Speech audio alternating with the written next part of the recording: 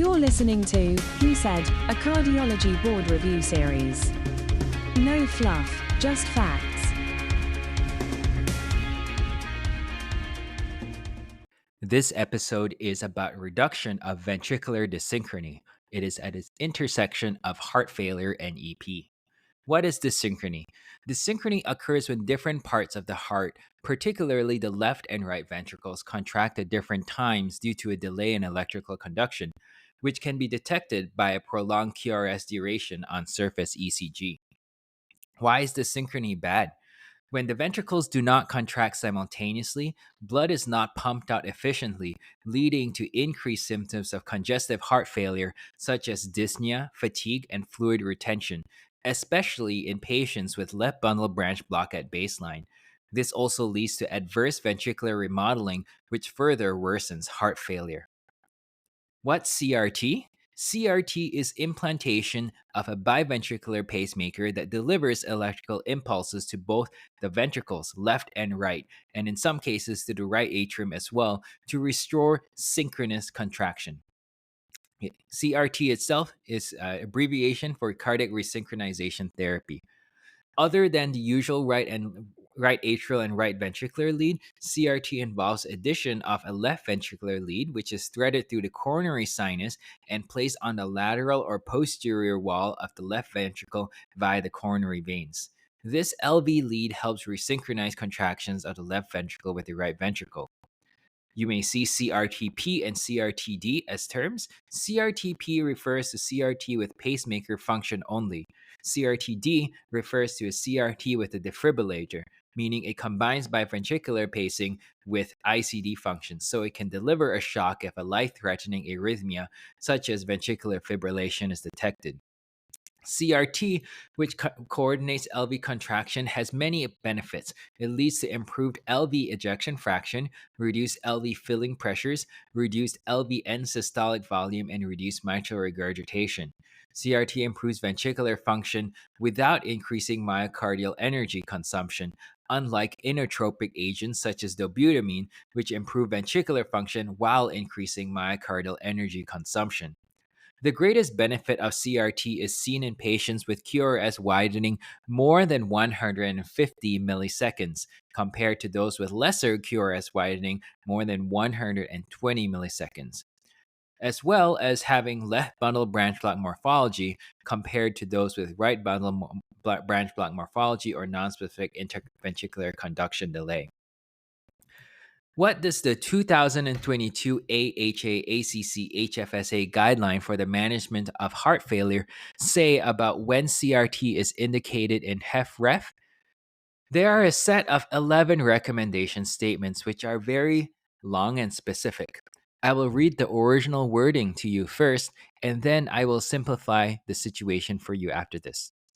For patients who have LVEF of 35% or less, sinus rhythm, left bundle branch block with a QRS duration of at least 150 milliseconds, and New York Heart Association Class 2 or 3 or ambulatory 4 symptoms on GDMT, CRT is indicated to reduce total mortality, reduce hospitalizations, and improve symptoms and quality of life. That is a Class 1 recommendation. For patients who have LVEF of 35% or less, sinus rhythm, a non-left bundle branch block pattern with a QRS duration of at least 150 milliseconds, and New York Heart Association Class 2, 3, or ambulatory 4 symptoms on GDMT, CRT can be useful to reduce total mortality, reduce hospitalizations, and improve symptoms and quality of life, Class 2A. In patients with high degree or complete heart block with EF of 36% to 50%, it is reasonable to reduce total mortality, reduce hospitalizations, and improve symptoms and quality of life, Class 2A. For patients who have LVEF of 35% or less, sinus rhythm, left bundle branch block with a QRS duration of 120 to 149 milliseconds, and New York Heart Association Class 2, 3, or ambulatory 4 symptoms on GDMT, CRT can be useful to reduce total mortality, reduce hospitalizations, and improve symptoms and quality of life, Class 2A. In patients with AFib and LVEF of 35% or less, on GDMT, CRT can be useful to reduce total mortality, improve symptoms and quality of life, and increase LVEF if the patient requires ventricular pacing or otherwise meets CRT criteria, and atrioventricular nodal ablation or pharmacologic rate control will allow near 100% ventricular pacing with CRT, class 2A. For patients on GDMT who have LVEF of 35% or less and are undergoing placement of a new or replacement device implantation with anticipated requirements for significant more than 40% ventricular pacing, CRT can be useful to reduce total mortality, reduce hospitalizations, and improve symptoms and quality of life, class 2A. For patients who have LVEF of 35% or less, sinus rhythm, a non-left bundle branch block pattern with QRS duration of 120 to 149 milliseconds, and New York Heart Association Class 3 or Ambulatory 4 on GDMT, CRT may be considered to reduce total mortality, reduce hospitalizations, and improve symptoms and quality of life, Class 2B. For patients who have LVEF of 30% or less, ischemic cause of heart failure, sinus rhythm, left bundle branch block with a QRS duration of at least 150 milliseconds or more, and New York Heart Association Class 1 symptoms on GDMT, CRT may be considered to reduce hospitalizations and improve symptoms and quality of life, Class 2B. In patients with QRS duration of less than 120 milliseconds, CRT is not recommended, Class 3, no benefit. For patients with New York Heart Association Class 1 or 2 symptoms and non-left bundle branch block pattern with QRS duration of less than 150 milliseconds, CRT is not recommended. Class 3, no benefit. For patients whose comorbidities or frailty limit survival with good functional capacity to less than 1 year, ICD and cardiac resynchronization therapy with defibrillation, CRTD, are not indicated.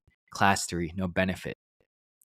All right, that was a mouthful, and that's a lot of scenarios, isn't it?